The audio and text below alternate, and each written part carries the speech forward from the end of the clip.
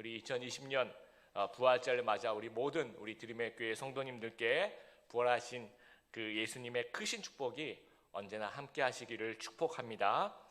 지난 6주 동안 온라인 예배 녹화에 참여해 주셨던 우리 찬양팀들과 또 음향과 촬영과 이 대표기도 또 특송과 자막과 또 밤새도록 이렇게 편집해 주신 모든 우리 성도님들께 감사를 드립니다. 성경의 절기를 보면 이제 모든 절기의 주인공은 삼위일체 하나님이십니다. 유월절, 초막절 이것도 이스라엘을 구원하신 그 하나님이 주인공이시고, 오순절도 이 성령 강림, 성령 하나님이 이제 또 주인공이시고, 오늘 우리 부활절도 마찬가지입니다. 그러나 이제 어떤 절기 또 하면 또 떠오르는 성경 인물들이 있는 것 같아요. 불임절 그러면 에스더 이렇게 떠오르죠. 부활절 하면 많은 분들이 계시지만 저는 이제 막달라 마리아가 좀 떠오릅니다. 부활하신 예수님을 처음으로 목격했던 첫 목격자. 12 제자들이 예수님의 그 부활을 제일 처음 목격했음직한데, 왜 제자들이 아니라 왜 막달라 마리아가 부활의 첫 목격자가 되었을까? 또 이 오늘 부활절에 이 막달라 마리아에게서 배우는 신앙의 교훈들은 또 어떤 것인가, 좀 말씀을 좀 우리 같이 한번 살펴보았으면 좋겠습니다.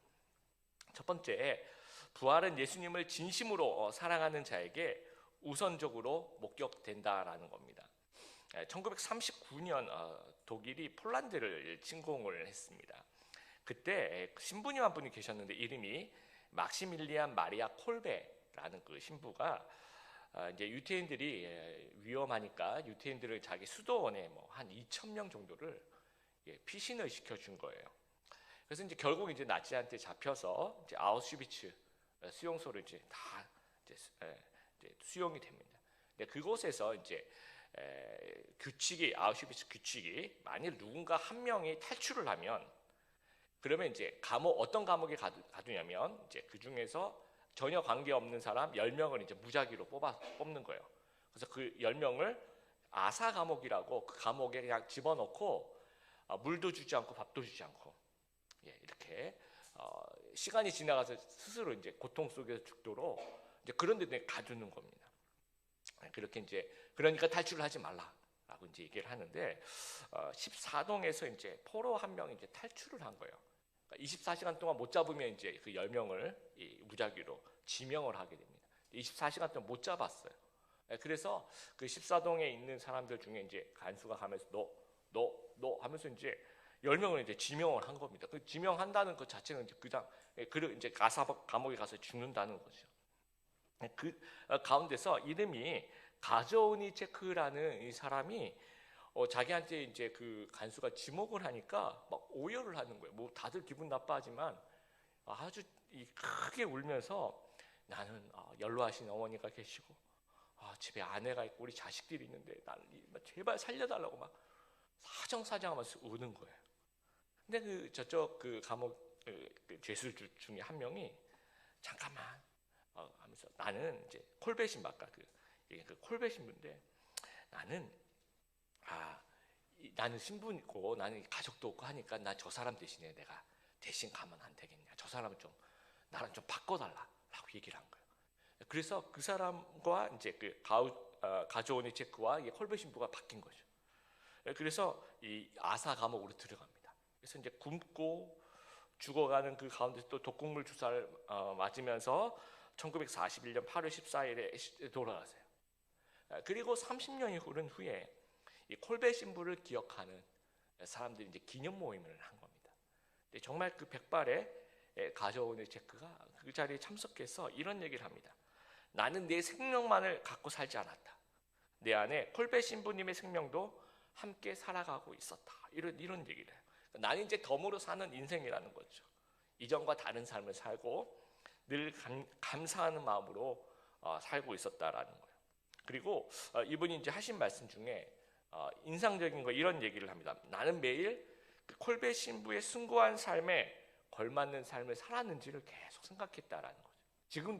지금도 내가 정말 이분의 그 숭고한 그런 희생에 정말 그 걸맞는 그런 인생을 내가 살았을까 늘 그 고민하면서 그 삶을 살았다라는 겁니다. 오늘 성경의 인물 이름이 이제 마리아라고 나옵니다. 마리아는 이제 굉장히 여러 사람의 이름이 나오는데 그 중에서 제일 유명한 분이 예수님의 모친 마리아, 그리고 베다니의 마르다의 여동생 마리아, 그리고 막달라 마리아가 나옵니다. 그래서 누가복음 8장에 보면 이제 인물이 이제 설명이 되어 있습니다. 갈릴리 서쪽에 그 막달라라는 지역이 있습니다. 그래서 마가복음에서는 막달라인 마리아라고 얘기하고 다른 성경에서 그냥 줄여서 왜 예수님도 이제 이렇게 지역 이름을 대면서 이제 예수님에 대해서 나사렛 예수 뭐 이렇게 얘기하는 것처럼 막달라 마리아라고 이야기를 합니다. 이 여인이 이제 7 귀신 들린 여인이라고 이야기를 하고 있어요.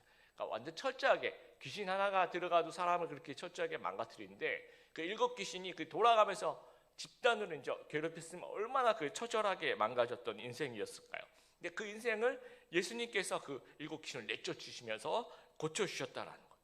그래서 그 이후에 이 여인이 정말 그 은혜에 감사해서 그 공생의 기간 내내 그 예수님을 섬기면서 대접했던 그 물질적인 후원자가 됩니다. 그 3년 동안 계속 따라다니면서 사랑을 베풀고 섬김을 베푸는 그런 귀한 여인들 중에 한 명이 되었다라는.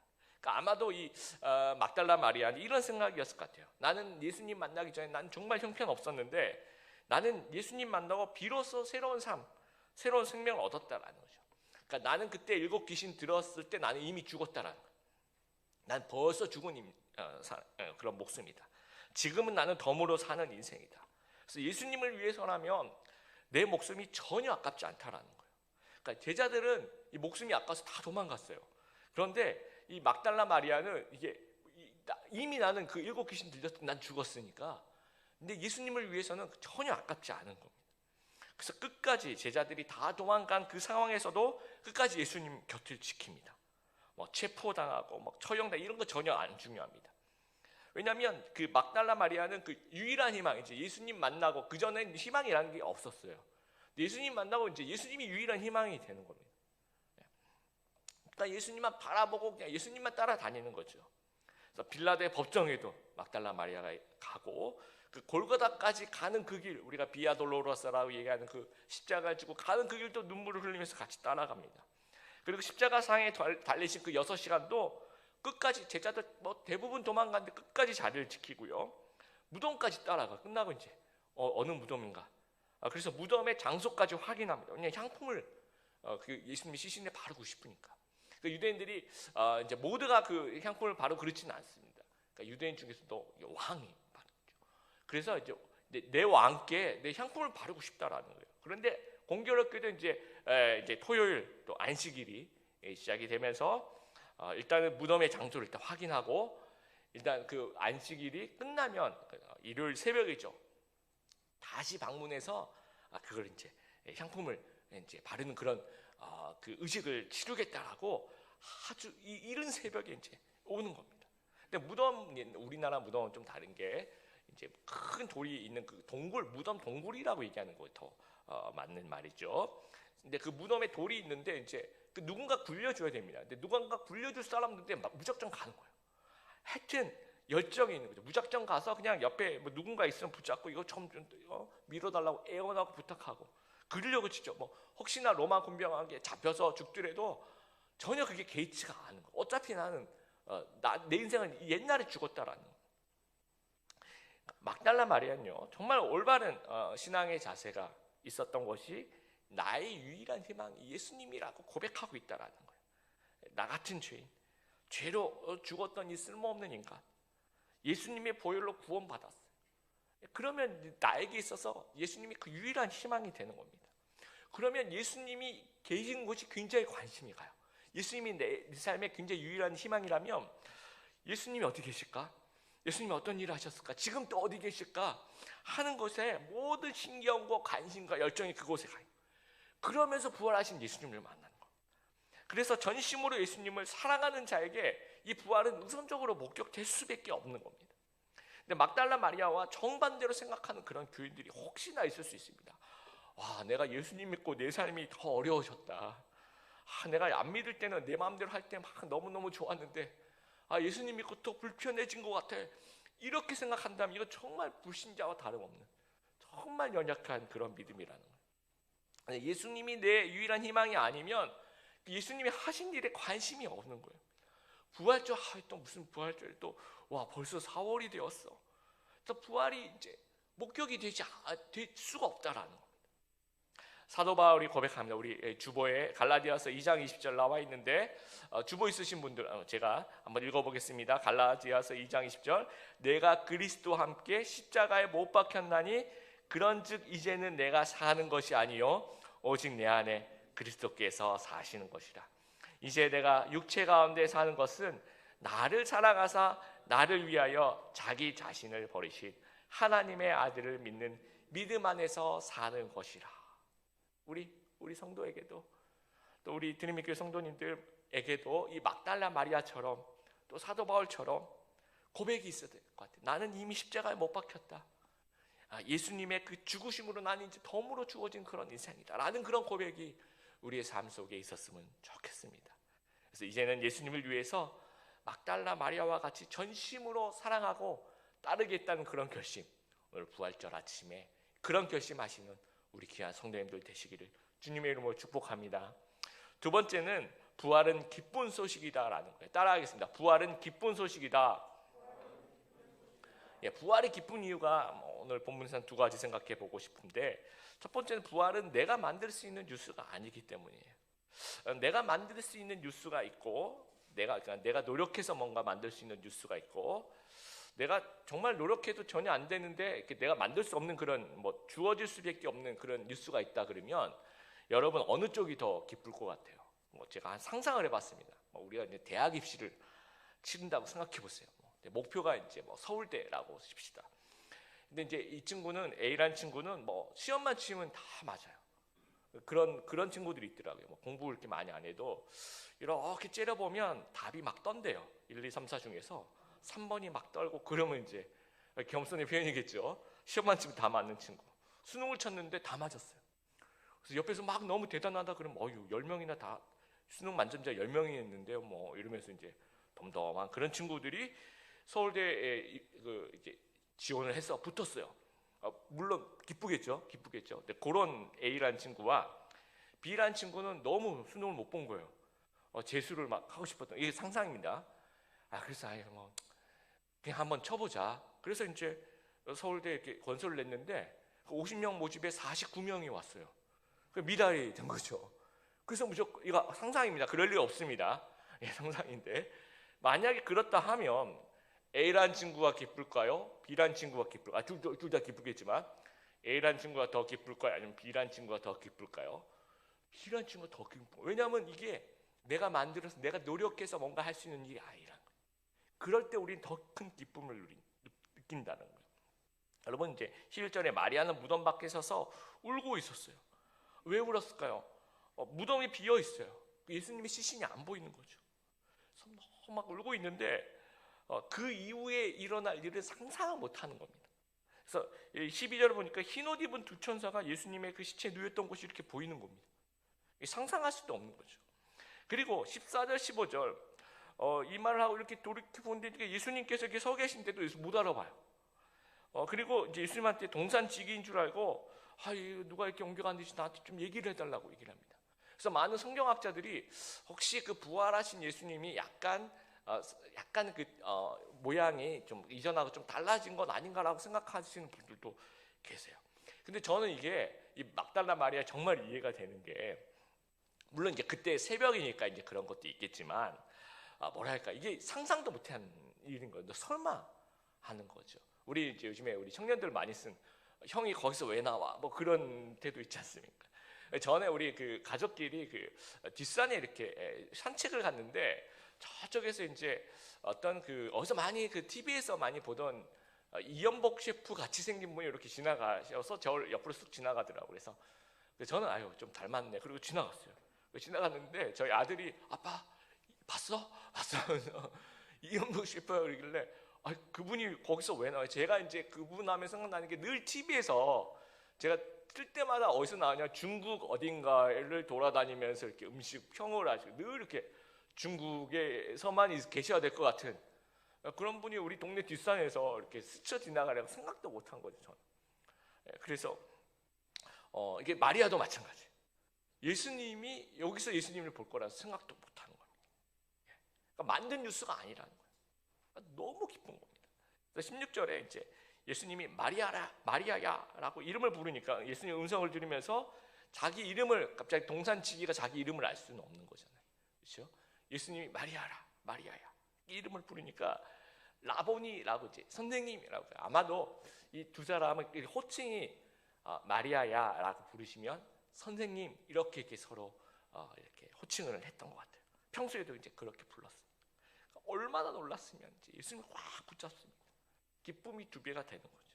이루 말할 수 없는 그런 기쁜 소식이라는 이 부활이 그렇다라는 겁니다. 인간이 만들어낼 수 없는 그런 소식이기 때문에 기쁜 소식이라는 겁니다.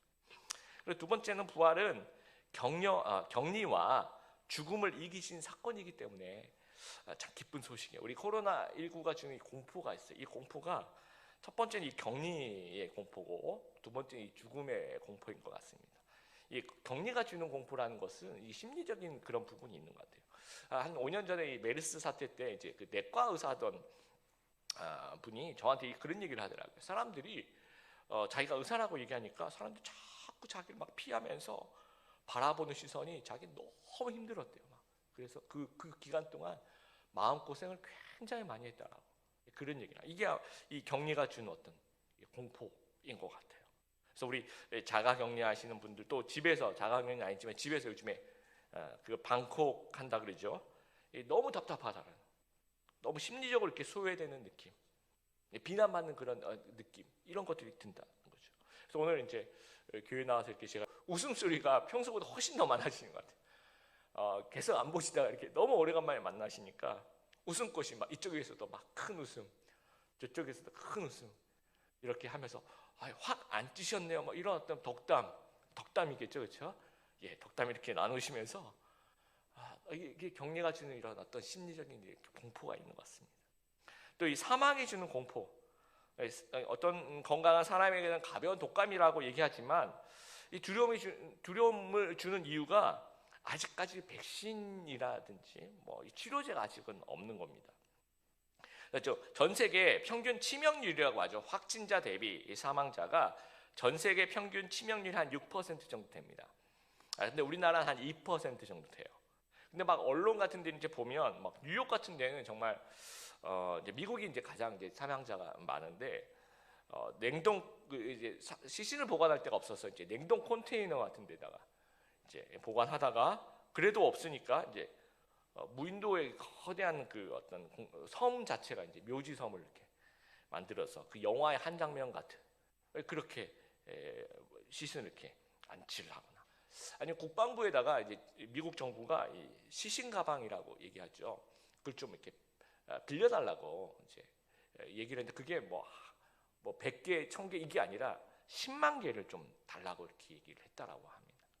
이제 그런 얘기를 들으면 우리나라 이제 확진자 대비 사망자 2%밖에 안 되지만 물론 이제 그것도 큰 거죠. 이제 그런 공포가 있는 혹시 그 2% 안에 혹시 내가 들어가는 건 아닌가? 왜냐면 약이 없으니까. 예. 그런데 만약에 이제 많은 언제가 될지 모르지만 많은 이제 연구하신 분들이 코로나19 치료제를 개발하고 있는 중이시래요. 근데 만약에 이제 알약 하나가 이제 나왔어. 이것만 먹으면 다 낫는 거예요. 이거 다 무료고 요청하면 누구든지 준다고 생각해 보세요. 정말 기쁜 소식이라는 거죠, 이게. 더 이상 격리에 대한 두려움, 더 이상 사망에 대한 그 두려워하지 않아도 된다라는 거예요. 그러니까 죄가 주는 공포도 마찬가지예요. 격리와 사망의 그 공포와 마찬가지. 그러니까 하나님과의 격리, 이웃과의 분리, 모든 피조물과 그 의미 있는 만남으로부터의 그 분리를 죄가 준다라는 겁니다. 그리고 여러분, 죄가 우리에게 주는 그 사망의 치사율이 몇 퍼센트 될까요? 치사율이 100%입니다. 죄의 삭은 사망입니다. 근데 완벽한 죄의 치료제가 있는 거예요. 예수님께서 주시는 그 십자가의 구원이 그렇다라는 겁니다. 그러면 임상시험을 통과해야 되잖아요. 그렇죠? 치료제가 나왔으면 그 임상 실험을 통과가 이제 부활한 겁니다. 왜냐하면 다른 사람들이 나 치료제 개발했다 막 그 이단들 사이비들 막 나 이제 내가 혹시 내가 죽으면 부활하니까 내 시신 건드리지 말라고 이렇게 해서 죽고 이제 시신 자꾸 썩어가는데 경찰이 오고 막 우리 교주님 시신 가져가시면 안 됩니다. 대치하고 이런 사건들이 굉장히 많이 있습니다. 이제 자기가 죽은 가운데서 스스로 부활할 수 있어야지 임상 실험을 통과하는 거예요. 진짜 하나님이라는 사실들을 이 치료제가 진짜 효과가 있는 치료제라는 것을 나타낼 수가 있는데 예수님께서 돌아가시고 부활하심으로써 생명 그 자체다. 생명 그 자체이신 그 하나님이라는 사실을 증명하셨다라는 거예요.